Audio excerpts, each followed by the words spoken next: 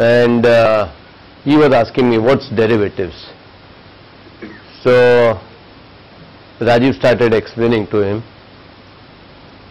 It went up his head. He's saying, "No, Mireko, this thing, you explain me in a layman's word what is derivatives."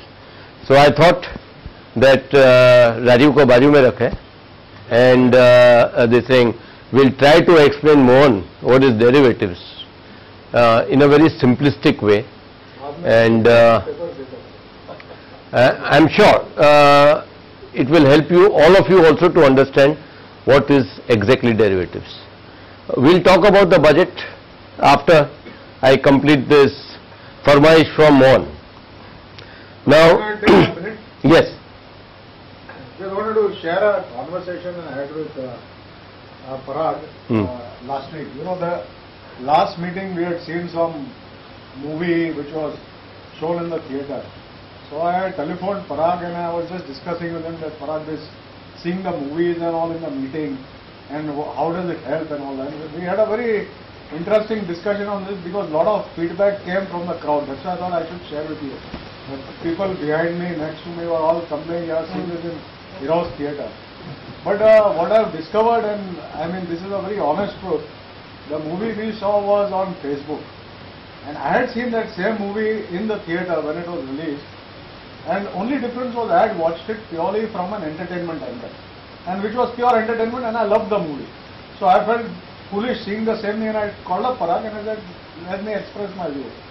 And then Parag explained to me something which I thought I should share with you. He said that what Rajiv told you, did it make sense? I said, yes, it made a lot of sense. Now after reflecting, this conversation took place almost 10 days ago. After reflecting over 10 days on this, what I realized is that 3-4 years down the line, when somebody comes up with a very aggressive management strategy and which is not ethical, this is already lodged in my mind, the beautiful explanation that Rajiv gave.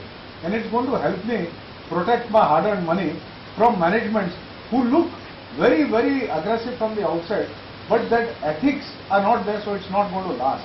So point I'm making is that what I was able to share with Parag and what Parag was able to share with me, many a times we don't see value in the discussion in a YouTube movie or something, but there's a very specific thought process which both these gentlemen have been putting behind to show us that, and as we reflect upon it down the line, it's all going to be very useful for us. I thought I'll just share this with you.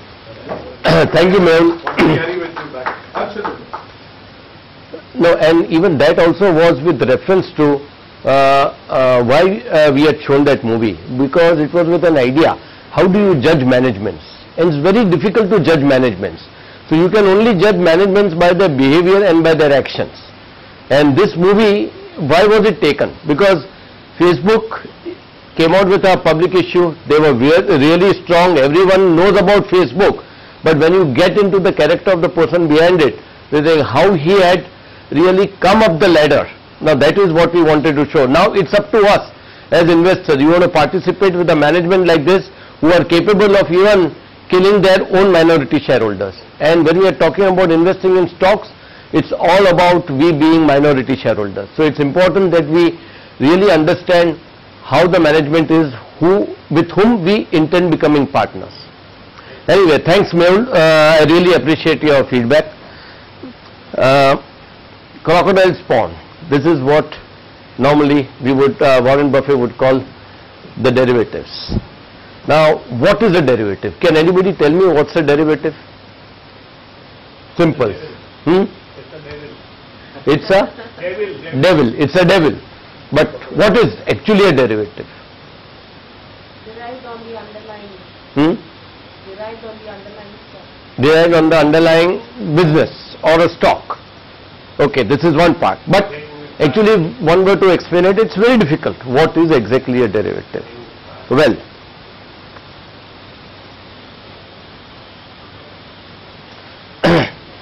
now,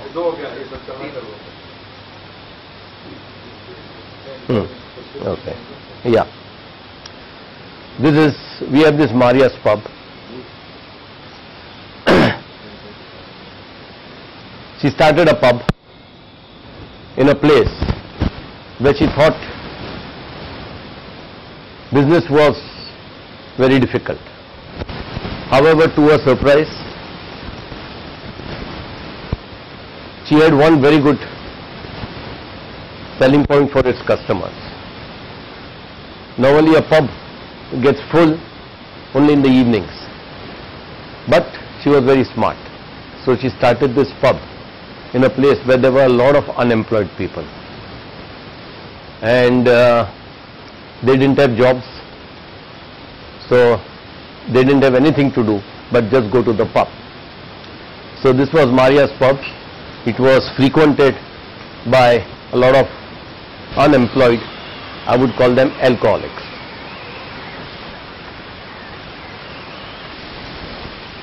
It was doing good business. A lot of people were coming. And Maria thought, how do I really increase the business? She wanted to increase the business, and she came out with different offers.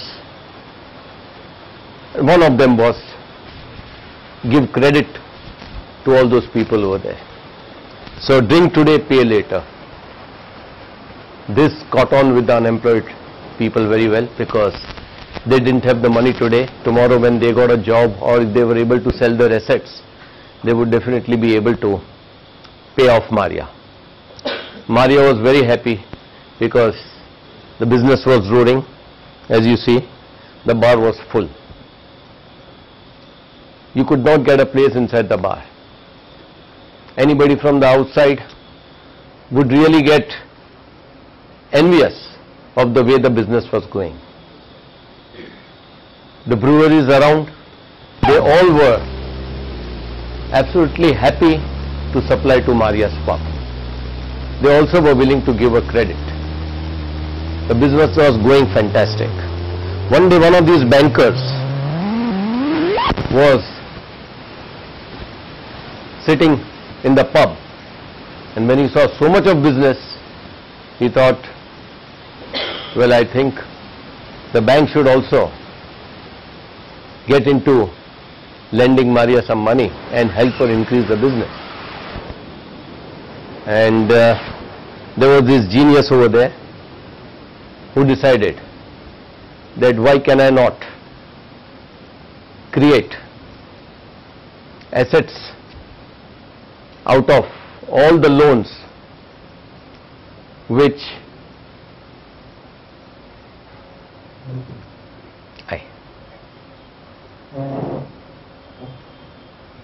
the debts of all the unemployed alcoholics, if you could package them as derivative products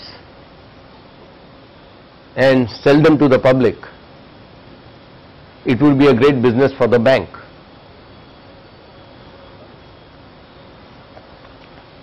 So this certain bonds were created by this banker's head office, which was backed by Maria's debtors. You get me what I'm saying? All the debtors, the full debt book thing was backed into certain derivatives which looks like wine bonds, beer bonds, drink bonds. These bonds attracted a lot of investor interest, and people started buying these bonds.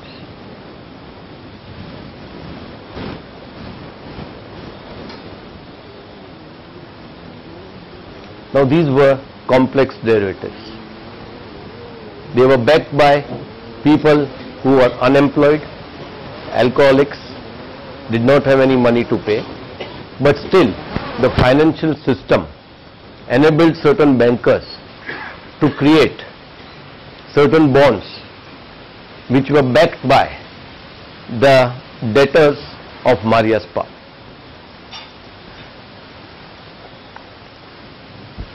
Since it is difficult to understand these derivatives, they were always, or they all were, AAA rated, because they are so complex in nature that all the rating agencies started giving them AAA rating. huge demand started soaring because a lot of people started buying that. Maria's the suppliers of Maria's pub who were giving loans to Maria, they also started buying those pubs. All the people in the vicinity started buying these bonds because they were ultimately going up. They were going up because there was a huge demand which was created because of the derivative markets. And these were the most sought after investments. People were willing to pay any price for these bonds. One day, a red light opened with the head office of the bank. Okay, now it's high time that let's now start asking Maria to pay us the money, or the debtors needed to pay the money. So they go to Maria to recover the loans which they had given over there. The loans were given against the assets which were backed by the alcoholics who were drinking at the pub. So what Maria did was, okay, I'll go to my people and ask them for the money. Drink today, pay later. Okay, now was the later part. So they went to, and she goes to them to ask for the money. Of course, those people did not have any jobs, so there was no way they could pay Maria. So Maria's pub gets shut down. The bankers want their money, these people cannot, she cannot give more credit, they think. And about 11 jobs were lost for all the employees of Maria's pub.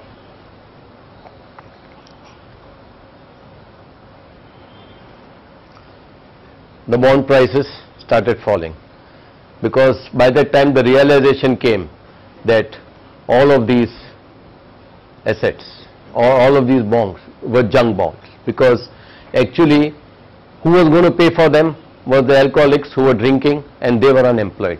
So they were not able to back up what the underlying security was.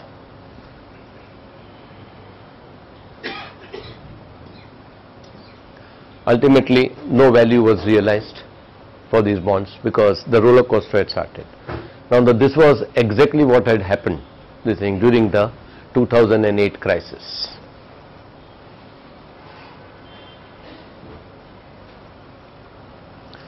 Everyone lost money. The people who had bought these bonds, they lost money. The suppliers of Maria's pub, they lost money because they had also bought bonds.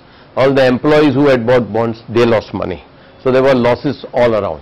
And when there were losses all around, the economy as a whole also started faltering. One of the suppliers could not realize his money because he had bought the bonds of Maria's pub. He had to shut down and sell the brewery. Another brewery, this thing, also went bankrupt because their investments in the bonds of Maria's pub did not pay off. Then 250 jobs were lost with that. Bank was also about to go bankrupt. But then this thing, bank normally don't go bankrupt because we have always heard about the nexus which they have with the government. And that's why the word crony capitalism is there. So the banks goes to the banker, the banks go to the government and ask them to bail them out. And you know, here it's also happening with some of our companies also. They want the government to bail them out. And of course, they are fortunate enough that they get a bailout. The bank ultimately survives because that was the American way of giving money to the rich folks. That's the American way.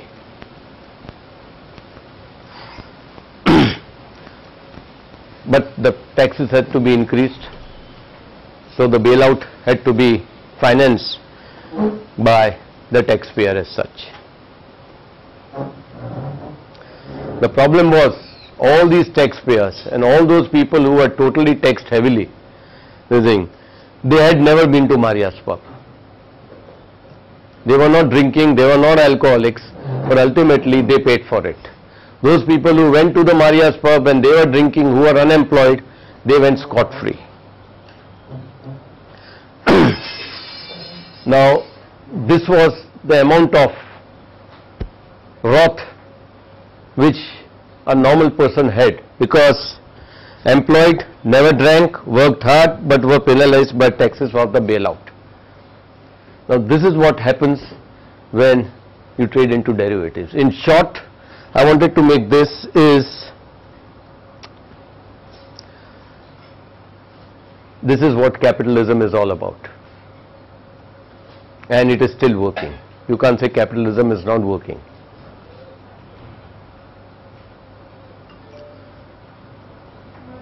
Yes, in short, this is what derivative trading is. Mohan, any questions you have?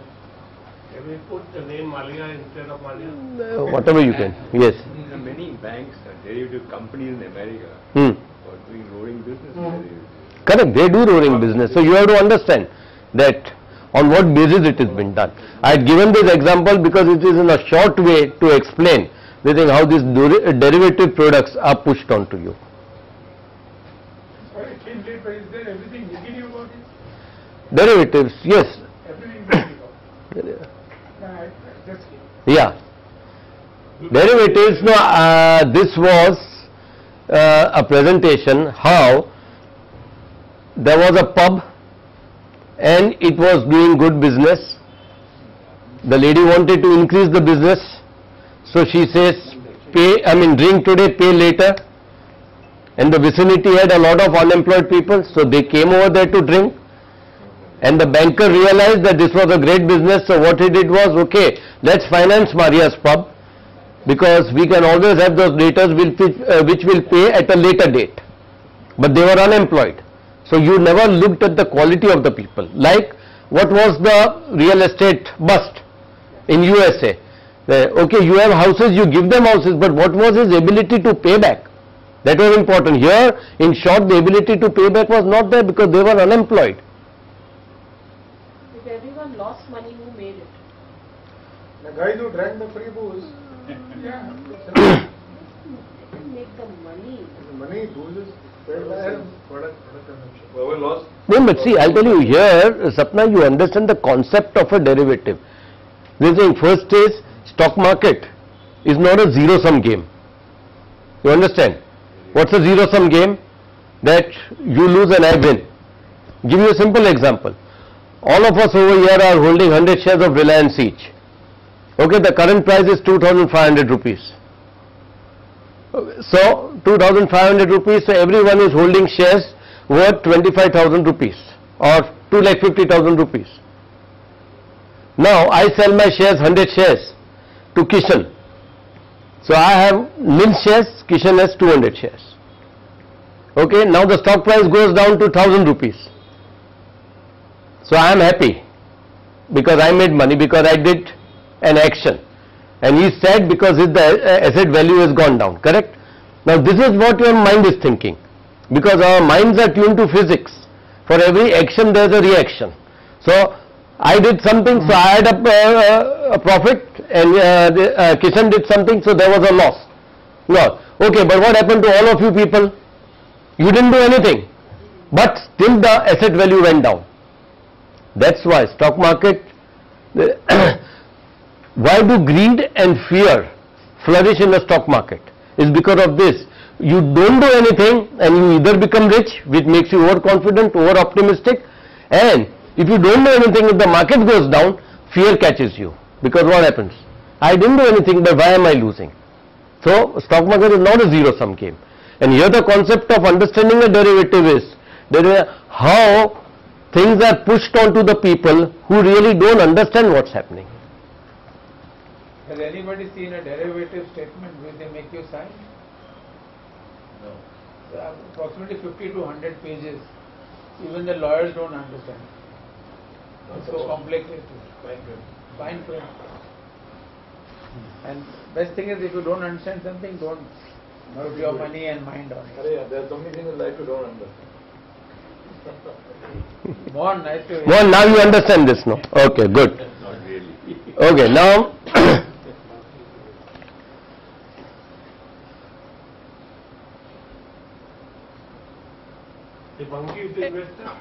no. Now he is thinking of the budget, because most of us, they're saying, are really thinking what the budget is, and what is the budget actually? Balancing income and expenditure,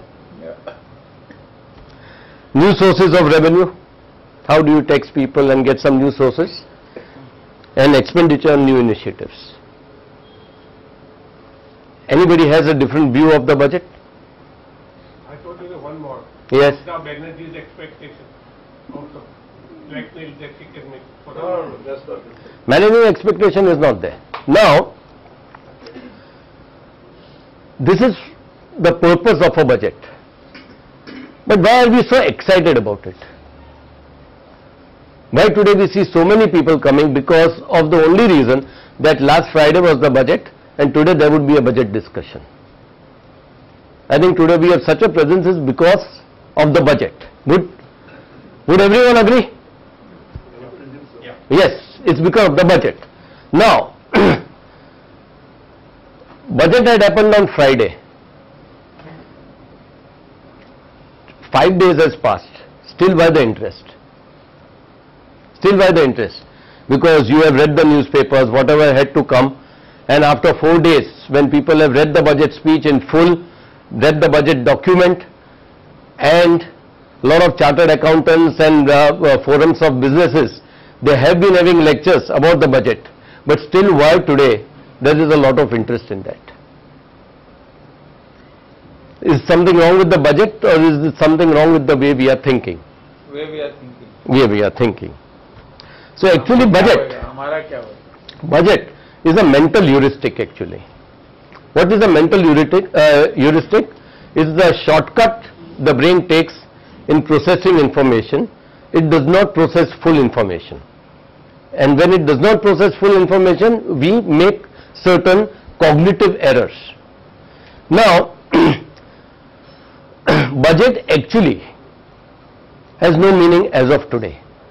Prior to liberalization, prior to 1991, when everything was in secrecy, budget really had a meaning, because a lot of, like fuel prices, could be hiked only during a budget. That's why if you remember in our old days, that before the budget we'll go and fill our tanks, thinking that tomorrow the prices were high and we'll be richer by maybe 40, at that time we had 30 liter tanks, we didn't have 60 liter tanks. So 30 liters, and if it went up by 2-3 rupees, then you are very happy that, well, I made about 100 rupees or something. That was the thought process. The thought process was that at that point of time, certain things would come and we would get excited about it. But after the liberalization process started, there was no excitement, because things were opening up. Our economy was opening up. But still till today, we feel that budget is something very important. Today actually it has lost all its relevance. First is, even if anything happens, can you do a damn thing about it?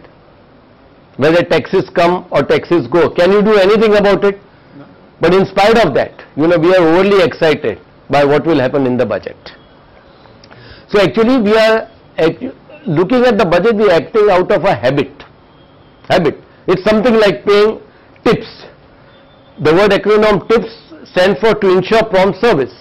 So to ensure prompt service, when you go for dinner, you have to give the tip in the beginning, before you order the dinner. But what we do is, as we give it at the end of it. So your service is directly dependent upon how the guy in front of you has tipped. Now this is also, we do it out of a custom or a habit. So as far as this budget exercise is concerned, is that we are doing it just out of habit, because we people have become so bored that we don't know what to do. So we look at certain events which are coming, which try to give some excitement to us. And how does that excitement come?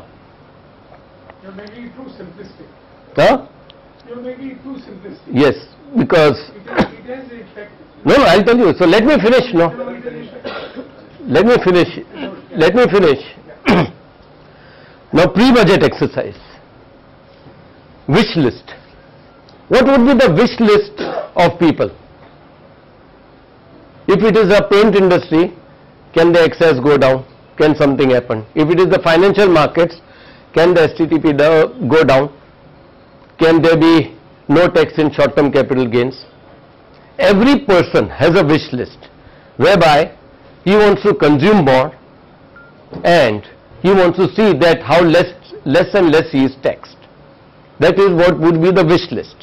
Now, before the budget date was Friday. Before that, about 10 days, 15 days back, all the wish list started coming. We want this, we want this. The finance minister would have his meetings. Okay, you want this, you want this. Everyone had a problem, and the finance minister was supposed to solve the problems. There were expectations coming from chambers of business, from associations of business, and they wanted certain things, they wanted certain things. Now, all these things were ultimately discussed on open TV shows. We want this, we want this. And this led to creating expectations in our mind. We started expecting certain things from people. Okay, this is what we want. Let's see whether it comes or not. Some experts would say, well, I believe that certain things like this would happen. So then expectations started going up and up. So we started suffering from certain biases. One of them was availability bias. That's a heuristic. You tend to make decisions out of what is happening around you. What was the availability bias? Is all information which was flowing to you, whether you open the newspapers, whether you open your TV channels, was budget, budget, budget, budget. This will go up, taxes will go down, or something of that sort will happen, and everyone was thinking that this will happen, which created higher and high expectations. And when you have such high expectation coming, you had representative bias working with you. Like, if you were in the paint industry and your expectation that something will happen to the paint industry, then you will start thinking, well, why not buy the stock? Because if this happens, then let's buy the stock. Now that gave a momentum to the stock prices.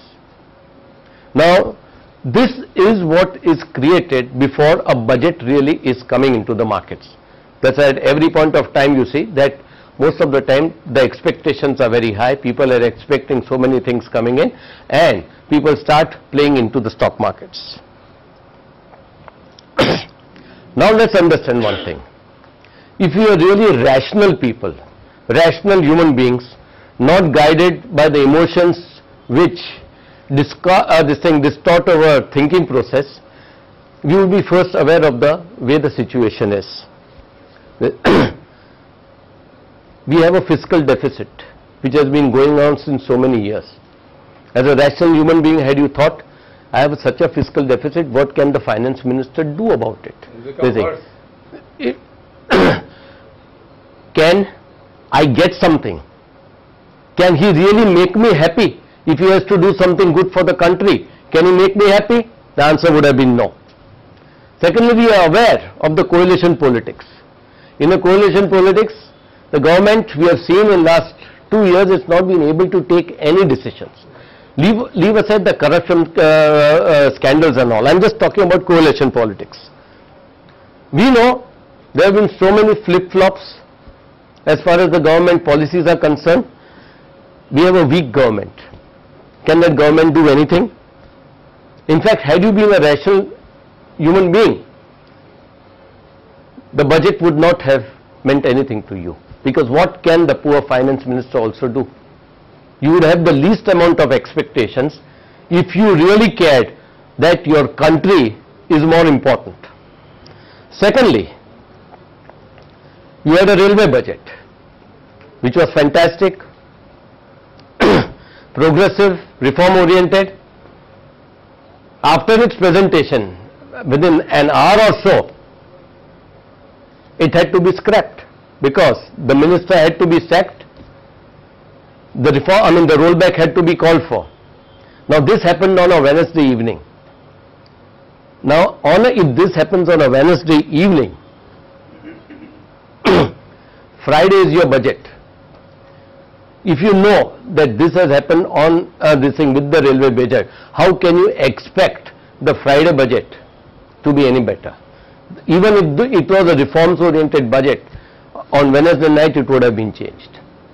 There was no way the finance minister could have come out with a great budget where people are expecting. The PM praised the budget, and then he sacks the railway minister and allows a rollback. Now, when you know about it, what a pitiable state of government we are having. I think we should be more worried about what is happening with the current scenario. Now, Friday what happens? The budget speech is there. You have the finance minister just completed the budget speech, and then you have experts commenting on the budget. Now, the budget document has to be read properly. It has to be digested. It has to be read in totality, and then an expert can come out with certain suggestions. Most of these chartered accountancy firms, what they do is, they really study the budget, and they don't give a comment on the same day itself. It takes about 2 to 3 days for them to really come out with a comment. Or if they work overnight, they can do it the next day or the day after that. It takes time for anybody to get that information. Now, on a budget day, you are over there and listening to someone tells, well, this budget has gone up, this will benefit this will, and the stock market goes up and down, stock market, and most of these people whom you watched on the TV, what they were doing, they were making the comments based on how the Sensex movements were there. If the Sensex is going up, can you imagine if someone, and how do you feel the budget is there? Can he say, no, budget is bad? Because he knows that he is being proved wrong, because Sensex is the barometer. So Sensex is going up, so he will say, yeah, budget is good, budget is good. Sensex goes on, yeah, this is something wrong with over here.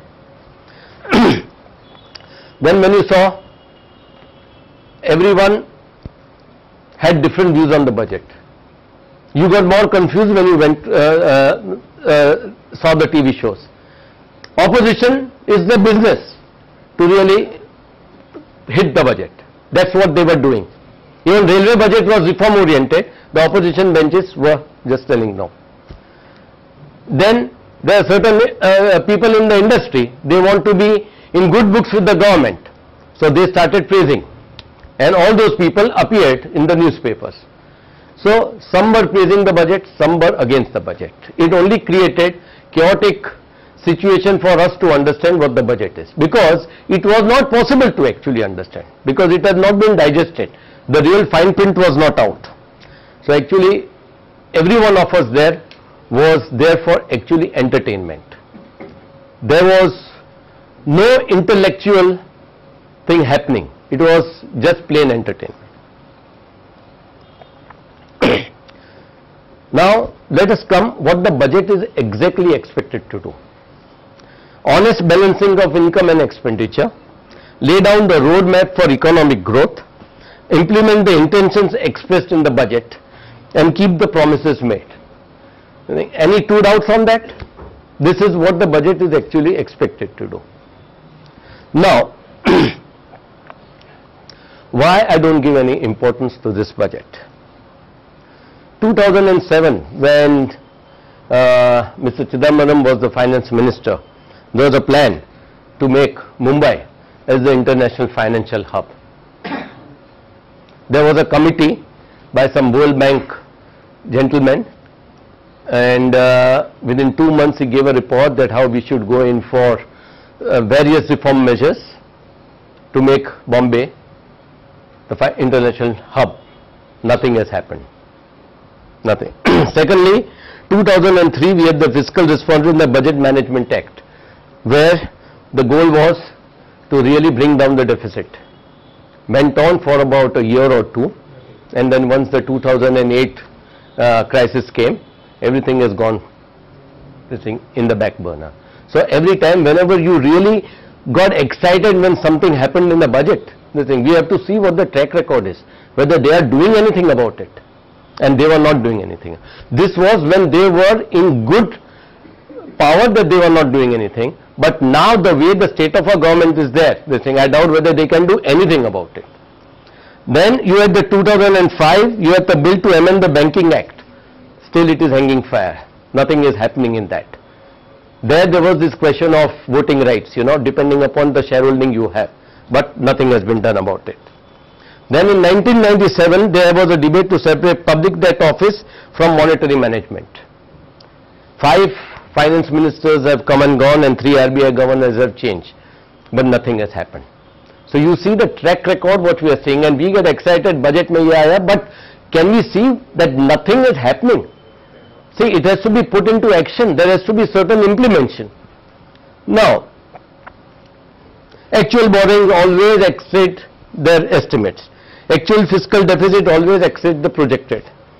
Those are the thing, always subsidiaries are just going up. Every time spending is more than what is budgeted.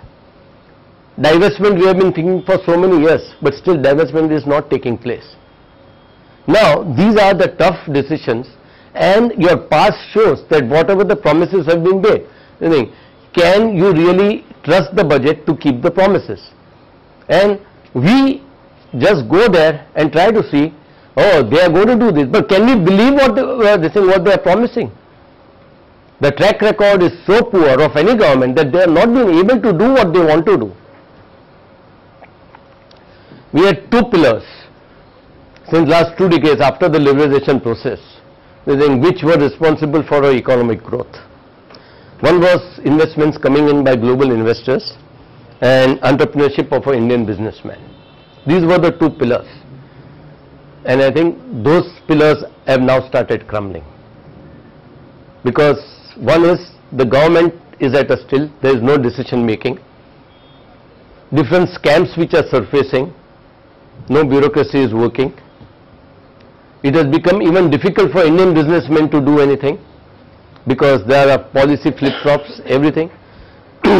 These 2 are now already crumbled. There is lack of faith in what the government is doing. On the contrary, there is fear. And this was the last straw on the camel's back.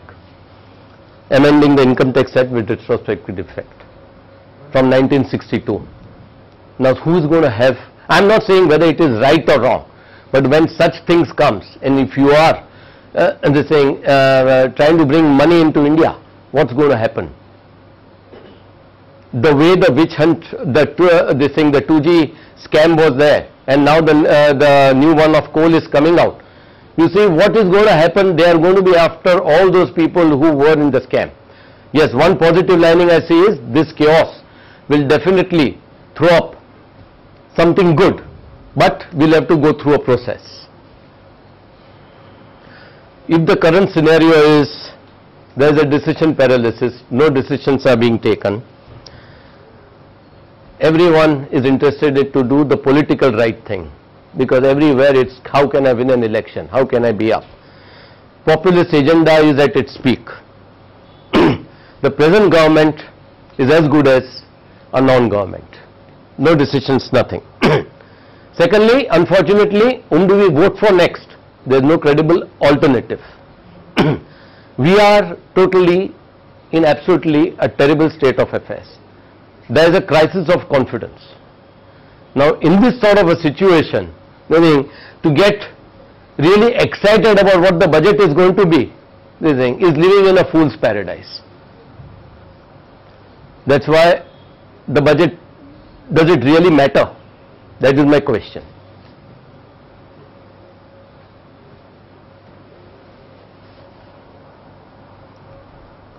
Anybody has a different view, most welcome. It never mattered and never will. That is what I'm... No, there was a time when lakhs of people used to visit the Nani Palki Wala. Correct, but... Today there's nobody even doing No, there are so many people there, but that time there was only one Nani Palki Wala. Now there are hundreds of Nani Palki Wala. Well, as you rightly said, that time, a lot of excitement because they would change the... They could change it only that time, but now we are opened up. So actually even looking at the budget, Voting is making it an event is something not really called for. voting during coalition politics. We're all held ransom by it. It is not even important, I'm telling you, because you can, if a budget, something happens, can you control it?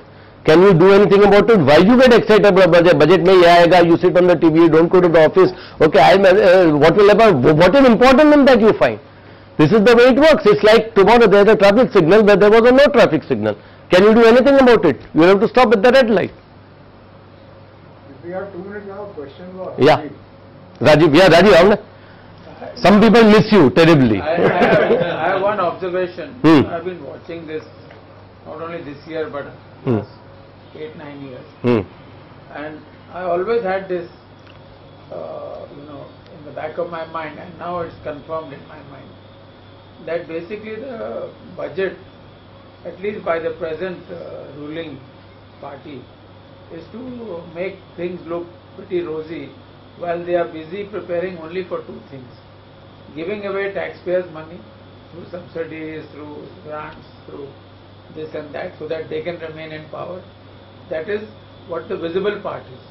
And the invisible part is to take out as much money as possible from the system quietly, so that they can again pump it in, take money for themselves and then pump in for the next election and see. And now a third point has come in recently in the last 2 years, how Rahul Gandhi can become the next president. Not anymore. No. This is my thinking. I'm not saying I agree with anybody, or you don't have to agree with me. But this is what I have come to the conclusion. These 3 things are happening very actively. That's what happens. Correct. Bahar mein jaye country, bahar mein jaye garib aadmi. It's like the poverty line. I've been studying poverty line for 20 years. I've been writing in my book. Do you know what the previous amount was? It was 11 rupees and 14 rupees. 11 and 14 till 2 years ago. Now it is 26 and 32. But have the people of India protested? Because the people in this room don't care, because we are, the rich people of this country. So the question is this, that all this is all hogwash. Let's listen to Rajiv now. Okay, yeah. I have one question. Yeah. Looking at this, listening to you, it looks like there is a boom absolutely in the stock market. Now, obviously, the logical conclusion would be look for stocks which have no effect of the government. But when I look around, I don't find anything which is not affected by the government. See, I'll give you this thing. Just go through this, because I knew that people would be really feeling that everything is so gloomy. So I just want to give you this to make you really happy. To enjoy your drink.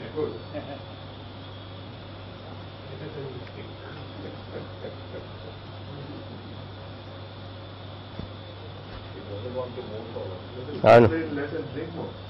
That's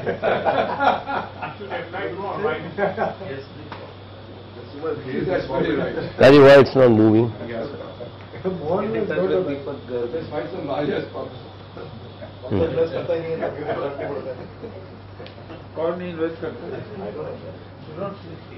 gold में रहता है. બરાબર પહેલેથી કરવાનું છે. I'm getting good returns.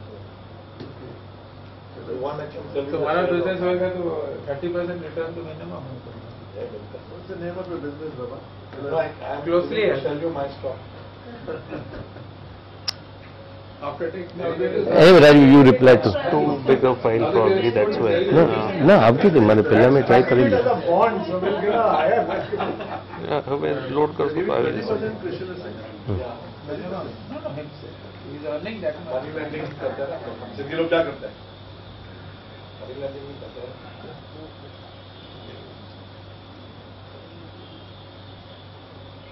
In the meantime, maybe you ask him पैसा.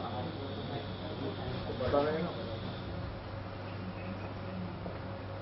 हाँ ये देखो. This was Bangkok flood. Now, Tilak, this for you.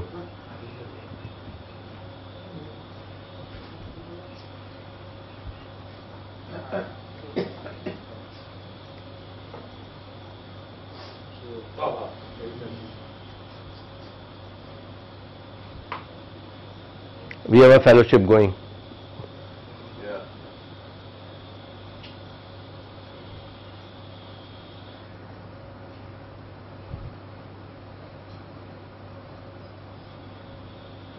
Wow.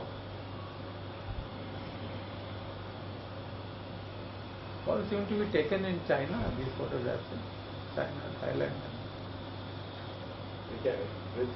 Great. Those who encounter traffic, don't worry. This one.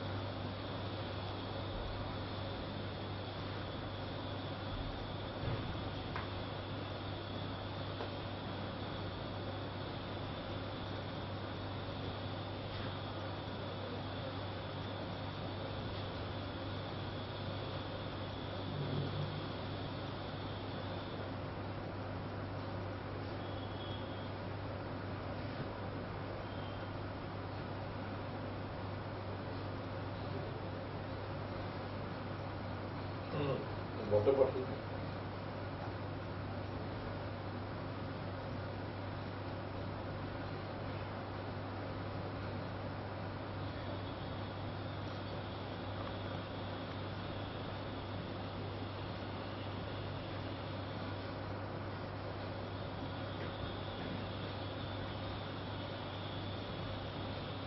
Okay, so we are in a much better position. Okay, Rajiv. The question is pertaining to LIC. You know, suddenly all these shares are being dumped on LIC. Bank shares and PSU shares, ONGC was given to them.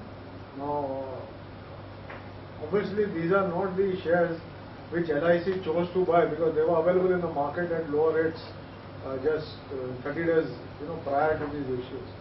So, is it some kind of just to fulfill the Basel norms or whatever in the banks, or do you see some larger negative repercussion of this 5-10 years down the line? Because LIC is a trust house of a lot of insurance money.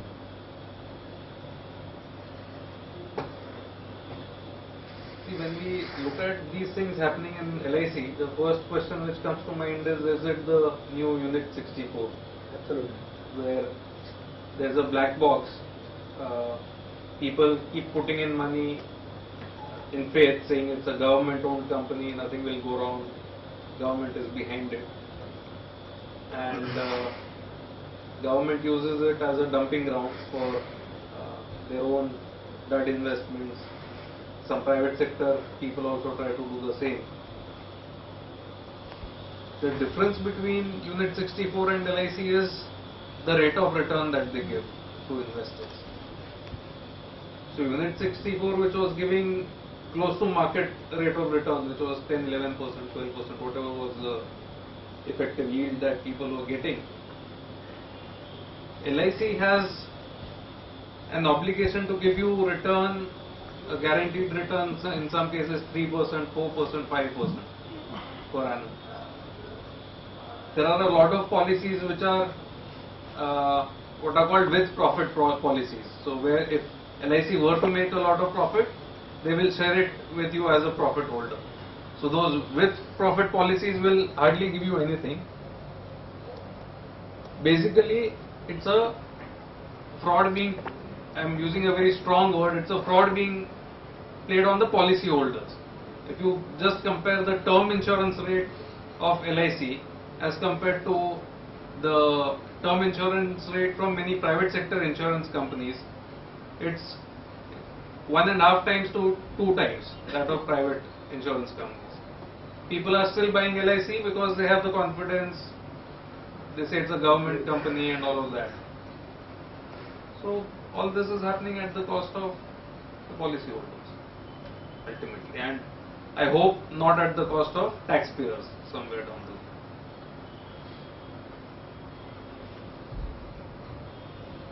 Any more questions? Shall we move on? What shall we do now? Have the bar open. Okay, thank you.